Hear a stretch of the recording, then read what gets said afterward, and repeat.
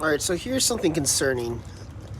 This is a Moog Hub 513268. It's for the 350Z or G35. So this is the Rock Auto.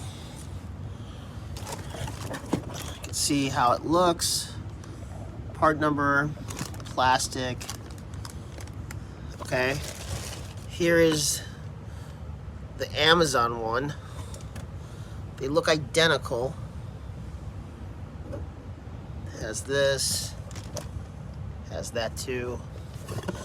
Casing's actually better on the Amazon, which is weird. Also has better wrapping, but look at the actual hub.